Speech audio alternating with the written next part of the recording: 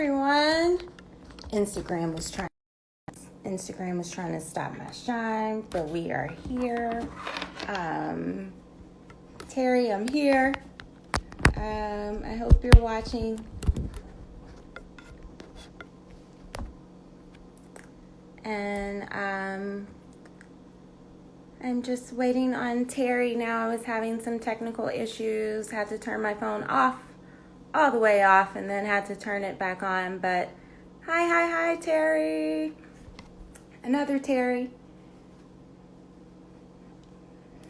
Let's see. There she is.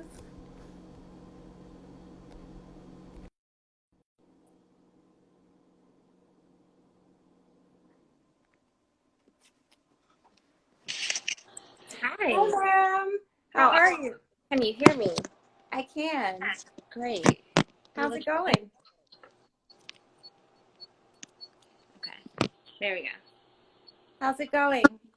You know, today was a little wonky for me, but I'm alive and I'm grateful. You know, guess I'm having a wonky day too because my phone was acting up on me. And I'm like, this is not happening right now, but we are here. No, we're here. Grateful to be here. Yeah. I like your braids. Thank you. I did them myself. Oh, let me find out. So let's wait a second. I know we're running a little behind, so we'll give it a second for everyone to join, whoever may be joining us. Hi, Tia.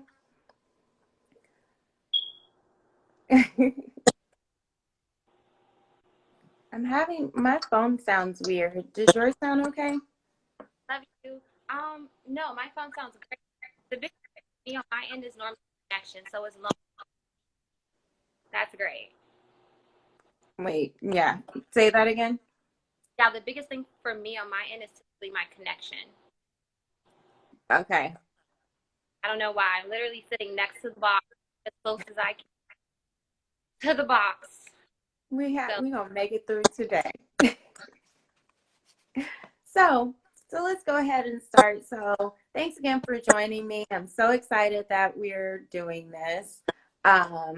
So I actually got inspired to do this series this week because of the video that you did. And I was like, yeah, it's time to talk about the Black community and mental health, you know. So, I just thought it was so poignant and so it's the truth of kind of what we experience but not necessarily what we talk about, because just like you showed in your video, we have those moments alone, you know. So what inspired you to create that video, and let everyone know where to find it also, Okay. so they can see.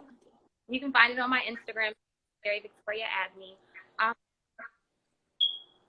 The original thought literally came from anxiety, and I guess now I have like depression, and like I kind of swing the pendulum sometimes, if that makes sense. My emotions just they do what they and so in me becoming more aware of what's happening, I realized that this is not just in me. I've witnessed several people in my people actually friends and I've gone through with suicide. And the moment that they administered the stay, I was like, this is going to be really bad for a lot of people. Like individuals are sheltering in place with individuals where it's not for them. Also, people who are sheltering in place alone, like you're essentially stripping a person from their life and then dust. So we're not getting sunlight, and the disparities and the fears of coronavirus, the economic factors that are with it, none of us really knowing what it is. Can I die? All this information that they're giving us, on top of attacking the African American through that in our faces on media. So then it's like, well, Yeah. I die. Well, my mom died. And not knowing how to process that. So CNN did a report that 75,000 individuals would overdose or commit suicide due to virus disparities alone. Wow. That's not, they don't have the virus, just the fears that surround it. Economic, social, struggling with social distancing, their social life being changed, disrupted. And from there, I started to follow the numbers and children who were committing suicide. These were children who were really active, who, like, typically suicide, we never saw it coming. We never Right. knew that. Right. He was happy, she was happy, and started to break my, like, really heart. And I realized that if these images are affecting me, the way in which they're being circulated, what is it doing to every other American? Right. How to express what they're and so from there, I started to create the video around the coronavirus. I could not turn a blind eye when God and Breonna, and then you had George Floyd, and the weight of what I watching that. I actually watched the video. I know that they couldn't watch the video. That was 8 minutes and 6 seconds that I can literally replay in my mind. And now it almost seems like there are 3, 4, 5, 6 new bodies or names every single day. I can't even keep up with the names. The young man who was found hanging in California that they have deemed it a suicide. His brother was killed by a deputy. Like, I don't know if it was this morning or last night. And so at the rate at which people are dying, I'm like, you compile that with the coronavirus disparity down, tripled the suicide rates. So we always talk about how racism affects us economically, how the systematic oppression back into our educational system, or how it's us back in corporate America, or mass things that we need to talk about. But the thing that is the psychological warfare that is on Black and brown bodies. Because what we know about the slave mentality or the slave master's mentality body, before you body, you have to first. So if I can control the mind, then I can control your body. Right. And so through these images that are being circulated of them constantly telling us we don't matter, like, literally walking through the streets, like Shay said, from Saturday Night Live, like, we're fighting for the minimal rights. We fight for civil rights. We just want to be out curse, so excuse my language. Treat us well, be kind. And then we're saying Black lives matter. We're not saying give us Black lives matter. And people are like, all lives matter. Like, okay, like, I don't even understand how this is an argument. Yeah. Just like there was some comedian that said, I can't remember what his name is. I know Brooks is watching, so maybe he can say what the comedian is. But he was saying, like, we're just saying that Black lives matter. They can't matter. You know, like, that's just simple. It's not we matter more. It's not you matter less. It's just we matter. Like, you matter too, but that we're saying we matter because look at the disparity, the systematic oppression that has been put in place since slavery, and you worrying us, and the messages that you send via media, the fact that you allow us to constantly see you kill Black and brown women on screen and images is you are I know you know media, you are sending a message, because if not, I have weight. Do you see what I'm saying? Right, yeah. Arguing, like, I want to matter. For me, if one person saw the video, if it affected one person, then hopefully I stopped one person with going through with their dark day being their last day. Yeah. Yeah. And you know, it's so as artists, especially kind of in this industry, we want everybody to see us. We want everyone to follow us. We want eyes on us. But when it comes to things like this, it's just really if one person can get it, just like what the way it should be with your artistry. If one person can get it. So it's not about like having all of these people watching you. It's just focusing in on that one person that could get the message that, it's going to serve them in a way that it helps them along their journey. I think, that's why I want to do this. I don't have a huge following, but if I can get one person, if every day that we come on and have these interviews, that someone can be reached, and just like everything that you said, if they can hear something like that and understand what's happening, and what's really being done to our community, then it and just like watching the video, which is why I wanted to start off with that, watching the video kind of lets someone in on, okay, this is not just happening to me, this is happening to someone else. This person feels what I'm feeling. They on ground level understand what I am experiencing. People need to know that someone else like that exists, you know? It's that not alone. And mental health in our community has been stigmatized, and it's so taboo, and it's not something about. We are deemed crazy to help, Yep. but help the most. You Mm-hmm. know, I was reading this morning, and the psychologists, these are diagnosed individuals with disorders, are white, and 2% are African American.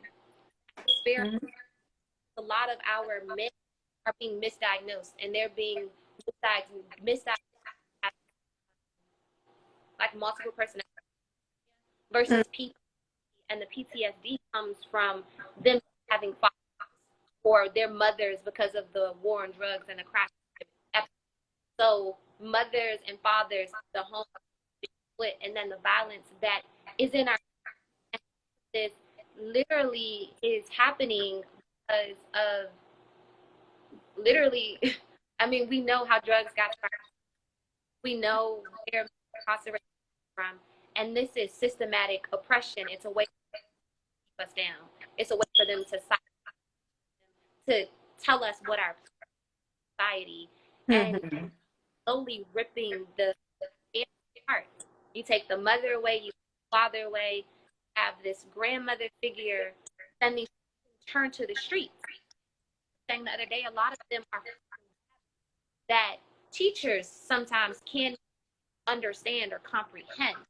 Um, Yeah. Home, they're seeing violence in the streets. They're having themselves. They're not eating. Have these organizations like the Black that come in, they fight to instill policing, like they want to police and terrorist group, Mm-hmm. and then they're also the reason to have free lunch programs. Before that, these children didn't even have they to eat. Yeah. So did not make enough money to provide you or feed you. You did not eat. So you went to school, you were expected to operate on a certain level, but you didn't see that your body needed for Yeah. work. Yeah. Um, I mean, when I think about oppression, it's so many levels, especially Mm-hmm.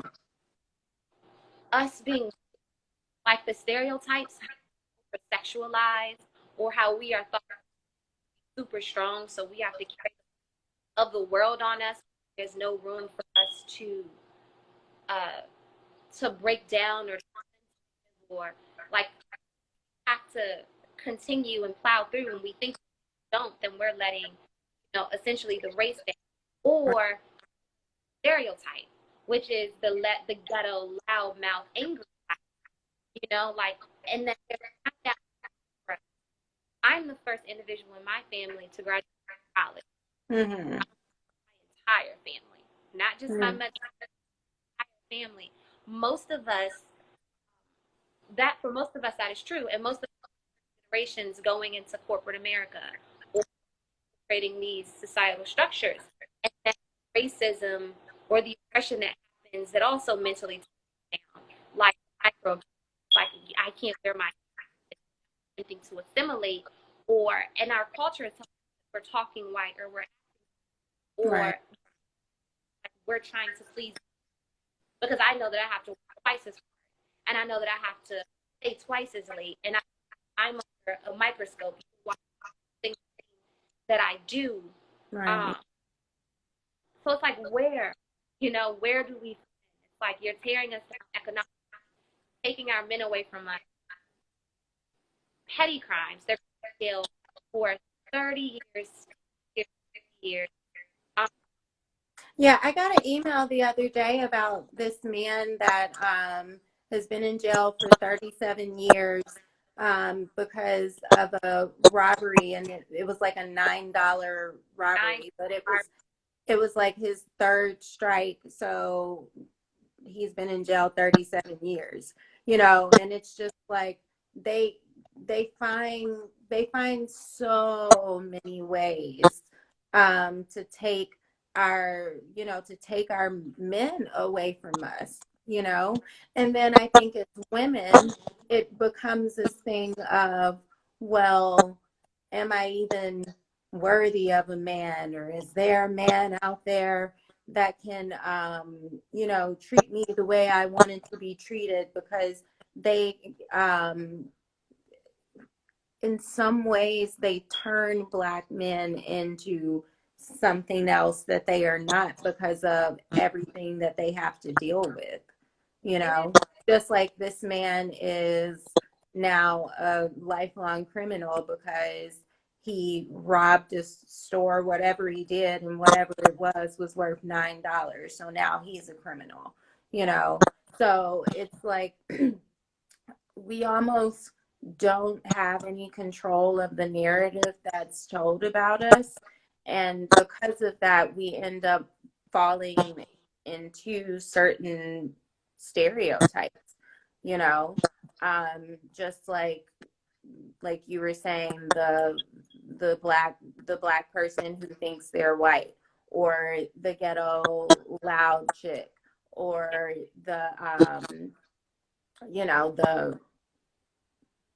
the the bee, or it's so many different things, boxes that we're put in, and then we don't really have room to be anything else. nothing else. Um, the demonization of the Black man did not start 10 years ago. It didn't start 20 years ago. It started with slavery.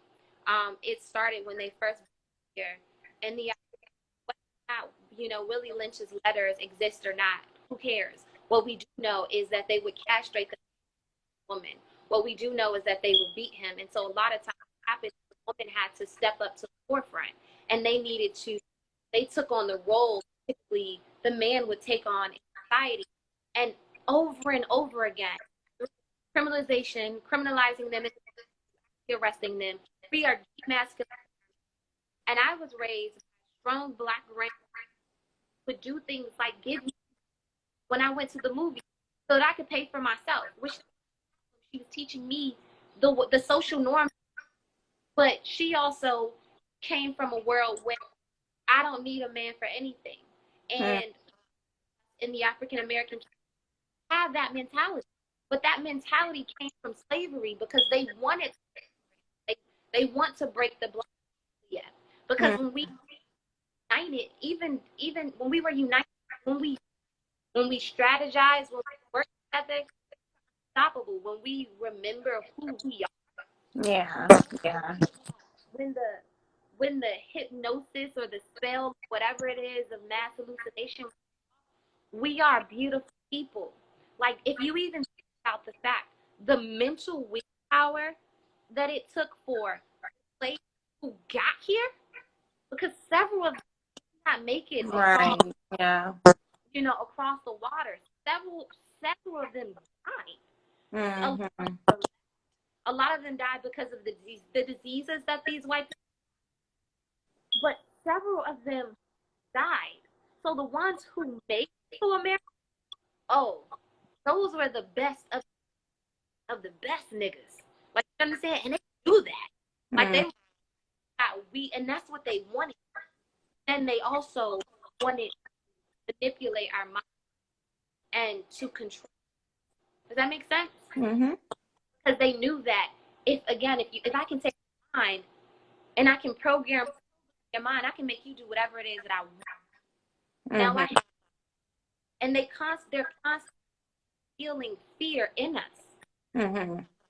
Yeah. Media through desensitizing us the use of violence on us, letting Mm-hmm. us know, and then allowing us police officers get off after a minute.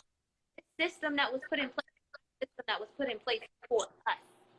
It wasn't for us because it's the same badge that we have today was the slave patrol badge 100 years ago. Mm-hmm. I mean, and Yeah. so be a black man, still nigga. Jay-Z said, black nigga, brown nigga, orange, like still doesn't Mm-hmm. matter.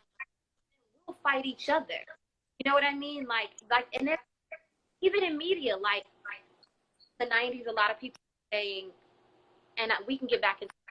I'm obviously getting passionate, but even in media, like the mental of what beauty is and how that tears on us. Like how I'm a light-skinned woman, but I view darker women as beautiful, and then Mm-hmm. how typically view lighter women as beautiful, and then we look in the mirror at ourselves and we can't beauty because they for so long pitted us against ourselves, and Right. most of us are striving literally. Fanon, this French writer, said it. Black skin, white mask. We are black people wear the mask of white people. Like we want to be black, so we will bleach, color, cut our hair, change our contacts, and speak differently to try to assimilate. And we are striving to be the superior race, not even knowing that they are not the superior. They don't even know who they are. So we are Yeah. striving. Is we don't know what is it. You know what I mean? And so, and then media has told us there's room for one set of us at a time. Right. Asian Right. women are now, chocolate women are now. When we reach the spectrum of color, that's the black experience. But we paint like how we want to paint the black experience. Mm-hmm. Several times, and this fucks with me. Different things. I mean, you're so beautiful, you won't just have to do BET movies, or and I'm on a set, or Mm-hmm. just be black. What else are you?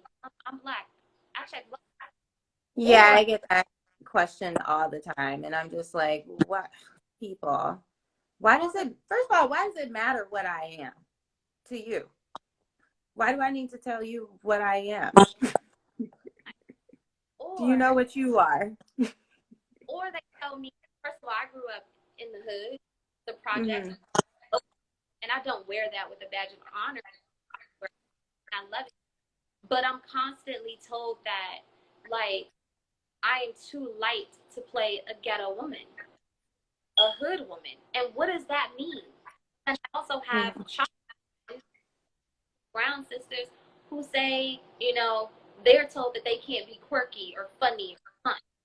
Like they want them Mm-hmm. to Grounded and real and earthy. be motherly, you know? Mm-hmm. Um, I literally, I've had someone tell me role created for a brown girl. I got Mm-hmm. but am I not I see myself as a brown girl. Yeah. Mm-hmm. I see myself as a brown girl, and to have someone for a brown girl, like you literally strip of what my experience has been in America because Mm-hmm. it followed what got me so, you know. Mm-hmm. Yeah. Well, you know what's interesting is Brooks has had the opportunity to go into a lot of spaces, from my opinion, where they do blind casting. He has been someone that has been able to fit into kind of all the rooms, and he's gotten roles that were typically for a white person, and he's, a black man, but he's one of the, I always say he's one of the ones that Yeah, they will let go through, you know. So it if we if we could do more blind castings, that would be awesome. And if we but we're not taught to think like that, you know what I'm saying? Like, the producers know that you have to have a certain color person, a certain voice, a certain size to fit into this picture that they're trying to create, just like you're saying with what media does, you know. It's like they picture who they want the person to be, then they find that person, and then as the audience, we believe, oh well, the ghetto chick is always dark skinned because in the show or in the movie or in the play or whatever it is, the ghetto chick is always dark skinned, you know. So it's like we we feed into everything, and that's the reason that all of this exists. But we're not taught to think so critically to say, why is this always this way?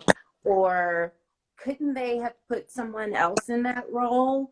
Or, because I always say, now that I have an experience of casting, it is real tight,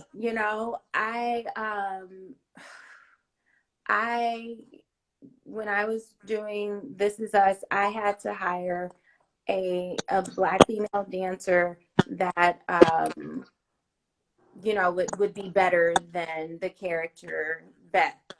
And so I found this beautiful dancer, long, lean, beautiful ballet dancer. And she was light skinned. And they were like, maybe you can find someone else. So they actually wanted the girl to be darker. And I found Destiny. She's a beautiful dancer as well. But it was just interesting. I'm like, well, why does she have to be this? You know? So it's so hard because we fall into it, but that's my gig, I'm hired to choreograph and find the people. So I found the person that they wanted, you know. And wait, say that again. It's like it sucks.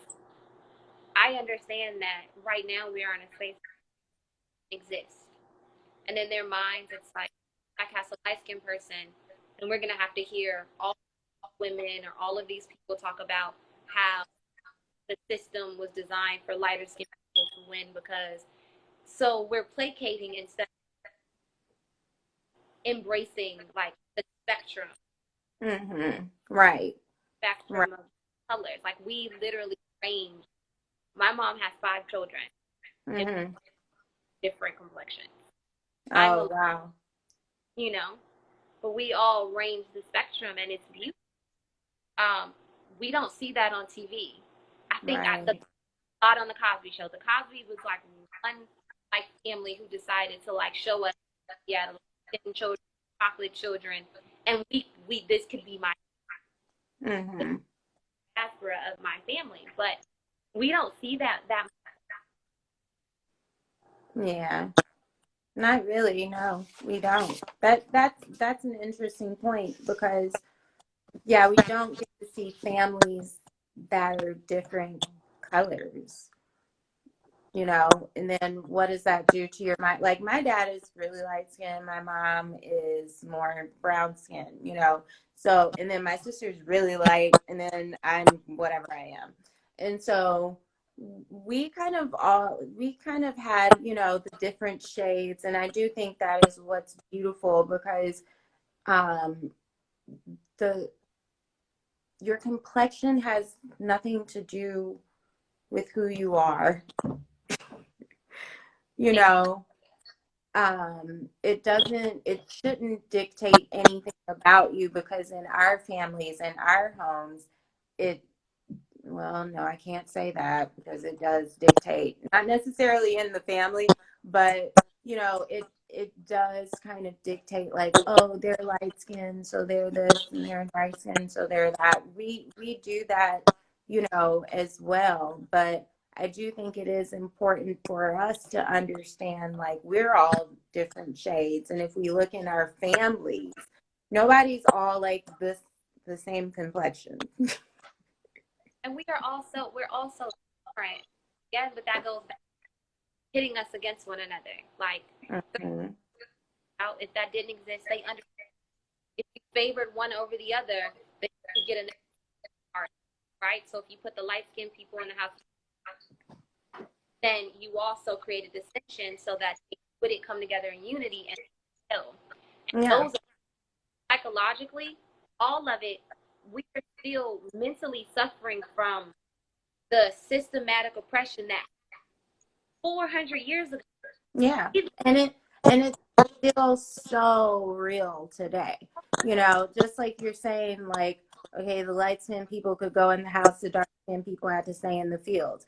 That's how it is now, you know, like lighter skinned people have a better opportunity to get into more rooms because of their complexion. You know, it's like the paper bag test. You know, just as long as you pass the paper bag test, then you're good to go. But if you're darker than that, you might as well go back to the fields, you know. So that still exists today in 2020, and so they've been pitting us against each other from the And beginning of time. I mean, media does it. They do Hmm. media, but they don't actually physically do it because they now have control of our Yeah, minds. it's like it's in everybody's mind that that's just the way it is, you know. And again, like I was saying, we're not taught to think critically, so we're not ever taught to like stop and take a moment to question what we're looking at or what we're hearing or what we're, you know. And we're not even I don't think we're supported in doing that, you know, when we have different perspectives and when we, you know, see things in different ways, which is the same thing as perspective. But anywho, you know, we're thought of as like weird or different or oh, they don't, you know, whatever it is, we're like outside of the They box now because we have a different perspective.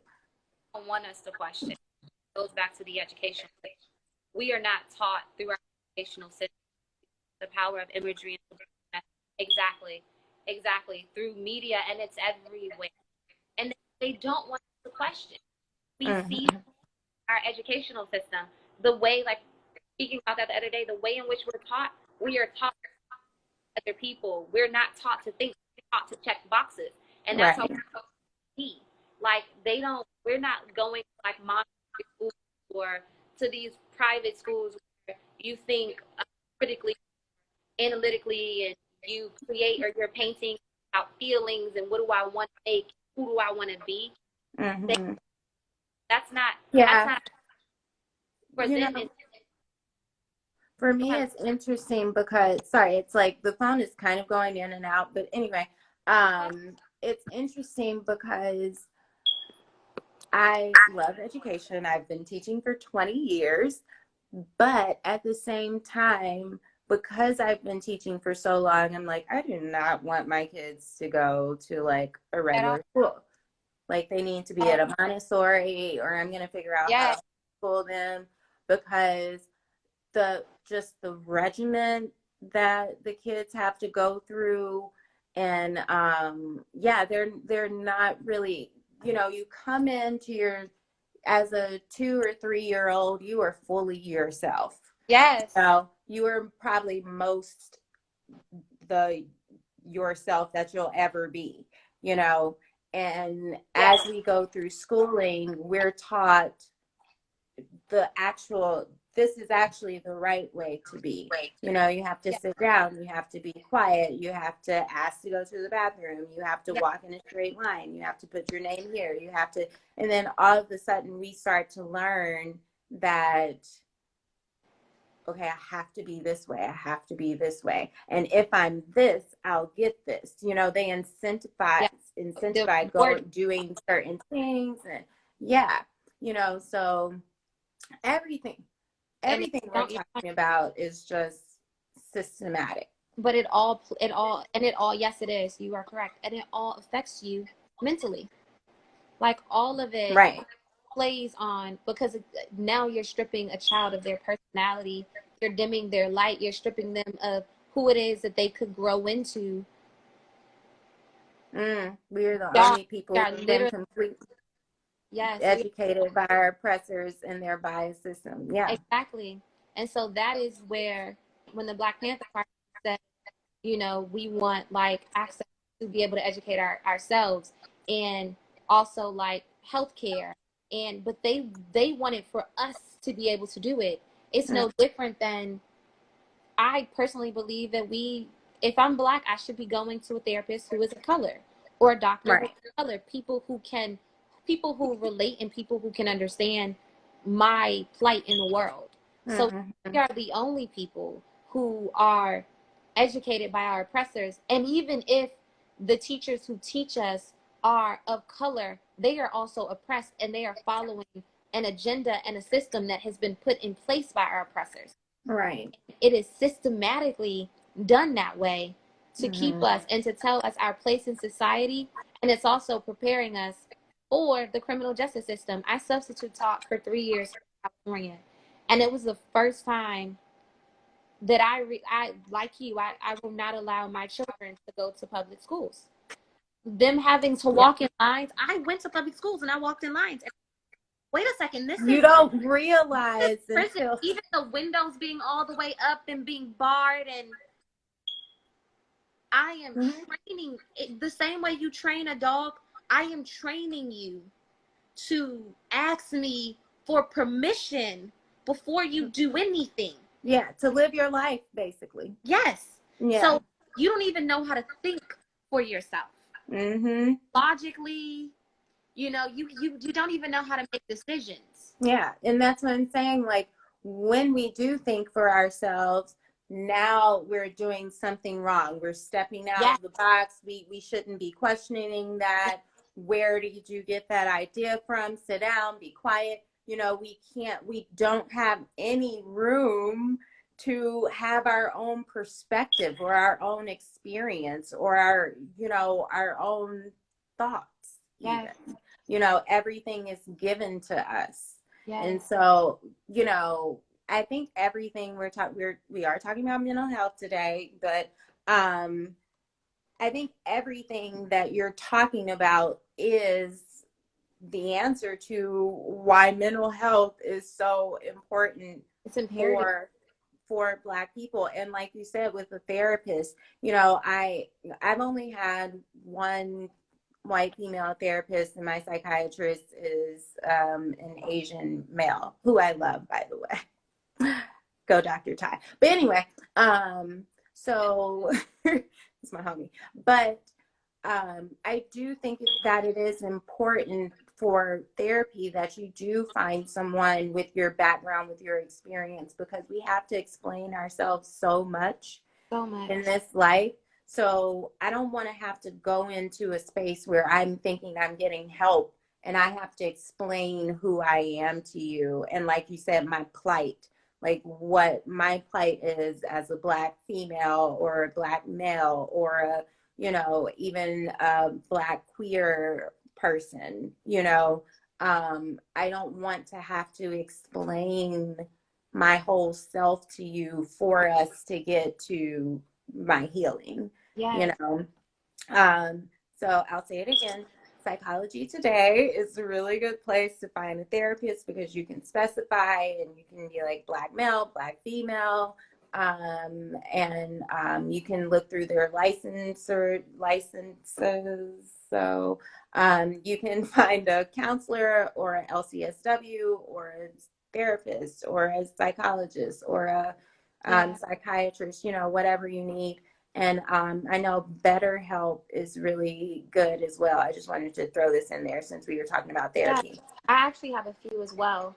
Um, Therapy for Black Girls is an amazing Yes. podcast. Oh, yes. Therapy Ther- for Black girls. She's out Therapy of for Atlanta. Black is, yes, an amazing podcast, but they also um, link you to resources for therapists. And Right. then She has a website. Yeah.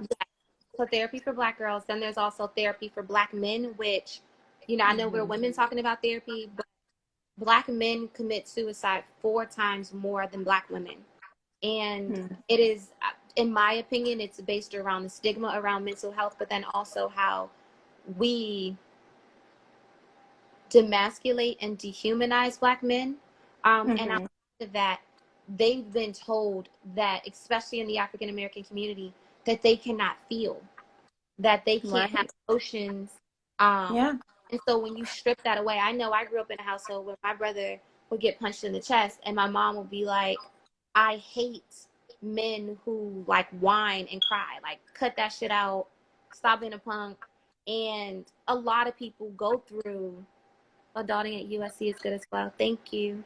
A lot of Black men go through them being told that men don't cry, men have to be strong, Yeah. and so who do they turn to? Who do they talk to when they are going through things? So therapy Yeah. for Black men. And you know what? They can't turn to us either because we have to be so strong, we don't want to look at them and see their weakness because it's like I'm over here dealing with this, handling this, doing this, being told this, being looked at as this, and then you weak, We don't. so we We don't don't even be allow there it. for our men, but we Yeah. don't.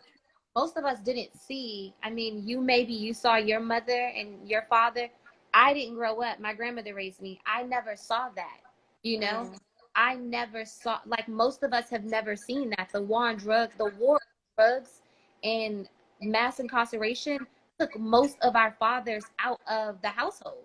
And yeah. so when that happened, also our mothers had to trudge forward and be that for us. And then you have Yeah. police. And when welfare was created, you basically couldn't get welfare if a man was in the Yes, home. So a lot of the times the man would leave the home just so the family could get welfare. So yes. it's so many ways that they've like But been the system separating.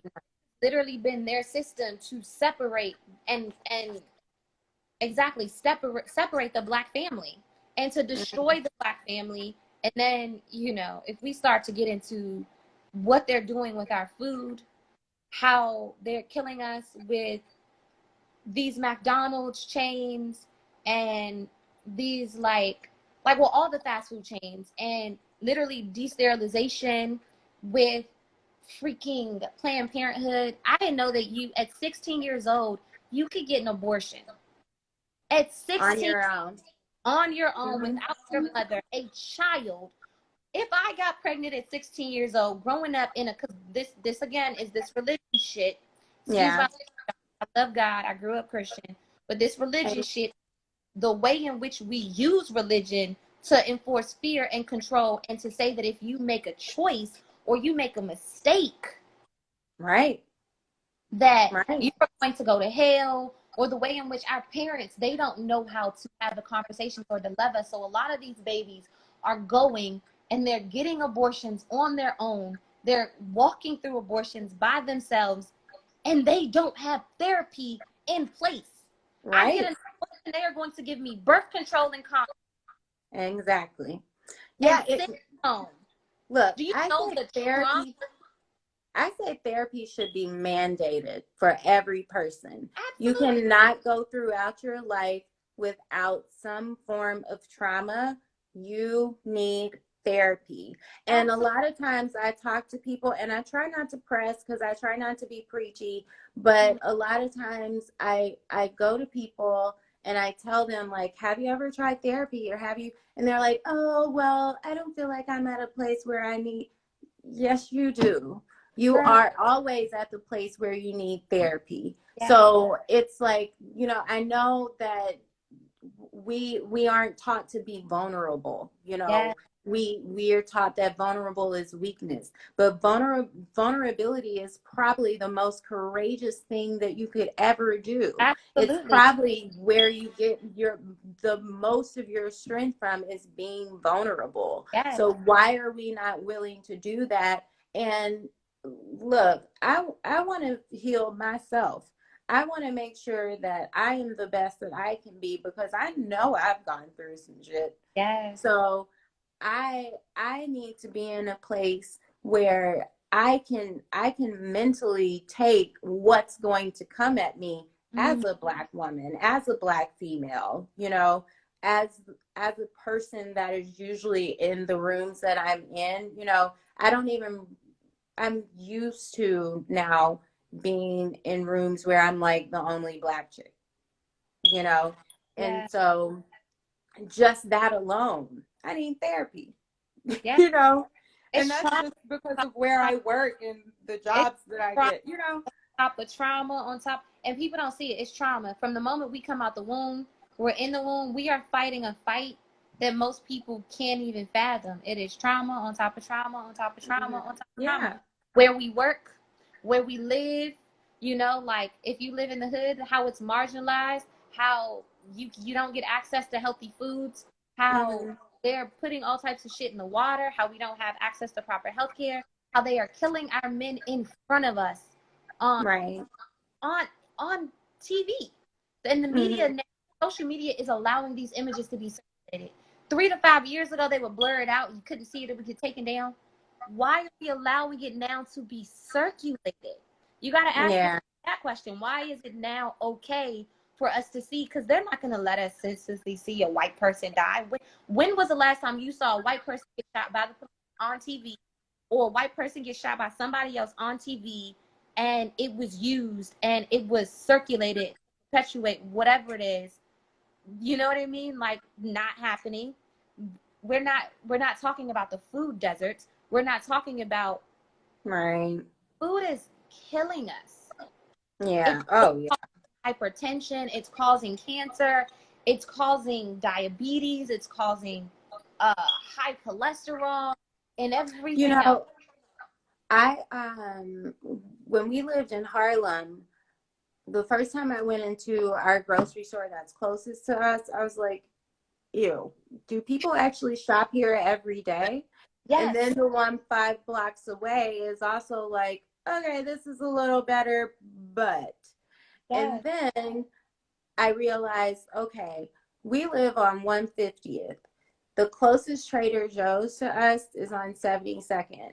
And I started having to go 30 minutes away from home just to get groceries. So that's now first of all, I'm in New York. So I'm lugging all of these bags through the city, and I have to go all the way down to 72nd from 150th to wow. get some decent groceries. And then they open up Whole Foods in Harlem. So it's like, okay, thank you for the healthy food, but can this community afford this? So now we're getting into gentrification and all of that. So I don't want to go there. That's But, a, you talk about the food deserts, and it's like, yeah, or, there's only fast food around. well, You go into Beverly Hills and you think about how much fast food is in Beverly Hills.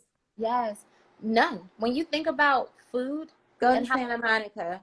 when you think about food and how it affects your mental health, though, like food deserts, like not just education, but gut health affects mental health. And being a person Hmm. who struggles with anxiety, being a person who knows what it's like to have depression, being a person vegan, because I was having panic attacks. I remember saying when you moved to New York, like your anxiety and whatever went through the roof. When I moved to LA, like I literally was having panic attacks to where I would blank out. Like I felt like the room was closing in on me. I could not breathe. Like I cut caffeine, I've cut alcohol, sugar as possible. I eat fruits and vegetables. I am like vegan, and I do which anybody who's interested in like learning about like eating cleaner and how that like literally food affects every part of your life. What you Mhm. put in your body is essentially like a car. We are electric beings, we are spiritual beings. So when we eat things that fuel us, it gives us the energy that we need to sustain. When you eat bullshit, when you put things in your body, sugar is a suppressant, depressant. When you put that in your body, it makes you swing the pendulum um, of emotions Yeah. Like and sugar sugar. lights your brain up more than cocaine. Yeah, I'm like sugar is worse than cocaine, Yeah. literally. Um, I learned that when I moved to New York, walking through the city and dancing all day and teaching all day and everything, I was like, I have to eat better. I feel like I have not been eating good, and it made me realize, like, as a Southerner, I'm like, oh, this is why people talk about how we eat. Now yes, I get it. yes, Because we eat to live. yeah, yes, we have to eat to live, and that's not what happens in most of our communities. We eat what we can, Yes, or we eat what we can, and then we don't really think about what we're putting into our body and how that is or isn't, helping us. yeah, But really quick, I want to go back because I'm gonna say cold. Nicola. I Yes, feel like that's what it is, but anyway. Um, but anyway, why do you guys? I believe it's why do you guys think that therapy is stigmatized as something bad, especially in the Black community? So, why do you think, Carrie? I think it goes back to the system and systematic oppression. Um, Oh, yeah, I got it right, Nicola. yes, Anyway, sorry. I think it goes back to the system and systematic oppression, and it goes back to the idea that one, it wasn't something that was introduced to us. And it's always been told to us that if you need therapy, you're crazy, something's wrong with you. So we don't understand PTSD, even when our great grandfathers came back from fighting in the war, the first war, the Civil War, whatever war it was, when they Mm-hmm, first came back, and they were having PTSD, no one talked about what was wrong with them. Um, mm-hmm, and in us not talking about it, we are a culture of sweeping things under the rug and giving it to Jesus and praying about it, and it's gonna be all right. And ain't nothing wrong with him. When really something is wrong with him. And mm-hmm. I don't know if medication is the route that he should take, or if we need to start talking about what we're eating, or if he needs to sit down on someone's couch and unpack what it is that he's been expressing, because Right. that creates the mental break. Normally is that you're holding on to something and your brain is replaying it. But the stigma for me, I think, again, still goes back to just the system. Yeah. I think, which is something that we've already talked about as well, but I think we have to be so strong. We can't show the weakness, because once we've shown the weakness, now we've opened ourselves up to, whatever may come, because now we're the weak person. Mm. I think that's kind of what's in our mind, or people feeling like you're crazy, because I definitely, I grew up in the 80s and 90s, and definitely when kids would like go down to get their medication, and it was always like a big deal that the kids had to go to the office to get their medication, because it's like, what's wrong with that kid? And I never thought that, because I I'm very empathic. It's almost to a fault. Um, so I would always think, well, what is wrong with that kid, and what do they need, and why do they have to go down and get the medication, but instead of most people thinking that, it's like, oh, they're Mm. just medication. But just to let everybody know and to normalize this as well, I take medication, you Mm-hmm. know, so, and that's something that I did not want to do for a very long time because I thought I was strong enough and I was going to step into my power and everything was going to be okay. But I realized, just like you, I was having panic attacks every single day in New York, every single day.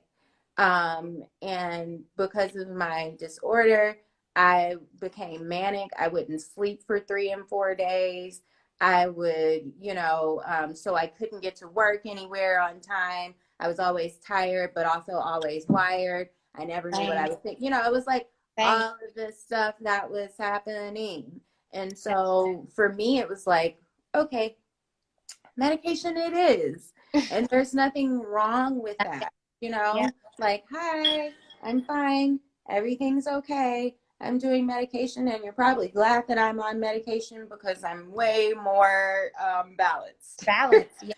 you know Yeah. so there's nothing wrong with therapy. There's nothing wrong with medication. There's also nothing wrong with eating right. There's nothing wrong with yoga. There's nothing wrong with medication, It's and there's nothing wrong with praying. You have to figure out what works for you. One of my friends she was actually the very first interview that I did on mental health, um, Alex, and who is the founder of Her Healing LA, if anybody wants to check that out. Um, but she talked about the healing cocktail. So, as a cocktail, you're mixing things in, and you're stirring it up or shaking it up or whatever you're doing. So you can't just go to prayer. You have yes. to also know that once I pray, then I'm going to do my yoga. Or Yeah. once I do my yoga, I'm also going to go to therapy that week. Or once I do therapy, then I'm going to have a really awesome salad with fruit on the side. Whatever it is, you have to have a cocktail of things that inspire your healing. It can't just be one thing that you go to and that's it. Yeah. Thank you for that. For me, and thank you for being vulnerable. For Mm-hmm. Of me, course. finding balance has been through my diet again. Like I am that's my first layer. Through cutting alcohol, cutting sugar for the most part, doing herbs, eating very clean. Um, I am the most balanced that I've ever been in my life. Cutting caffeine, and that was a huge thing that I had to cut. I literally had to cut caffeine, um, and then drinking a lot of water, eating a lot of like green foods and like the rainbow. Um, as a woman, for me, my menstrual cycle, sorry guys, would literally last what the Welcome to Women and Mental Health. it would last the symptoms would last for 3 weeks. It felt like the week Mm, before I was PMSing, the week of it was my period. So my PMSing looked like, because I was uncharted, it came whenever she wanted to. The week mm-hmm. before was an emotional like outbreak and me crying and me falling out with friends, and then the week of it's like whatever, like the pains, the cramps, the headaches, blah blah blah. And the week after, it's more headaches, more cramps, more irritability, a lot of sleeping, and cutting everything out, which I decided to not do sugar a few months ago, and I cut it out for 2 months. Um, and I'd been vegan the entire year, but cutting sugar out and even starches, potatoes. I was the most balanced that I had ever been in my life. I did not have one PMS symptom at Mm, all. And I mean, of course, I'm still doing herbs. I'm doing like ashwagandha and echinacea and ginseng and holy basil, burdock, like a lot of herbs help balance chlorella. So it's a lot happening in my kitchen. mm. But my period Really? also only lasted me for 3 days. And the first day was heavy bleeding. The next 2 days were spotting. I also meditate every single day. I do work out. I do yoga. I read a lot. I take spiritual baths. Like I love on myself. I will order my entire Right. down. Actually, really quick, sorry. We're Okay. gonna get cut off in like 30 seconds. But Brandon Thomas said a lot of people don't have enough time in the day to self-care.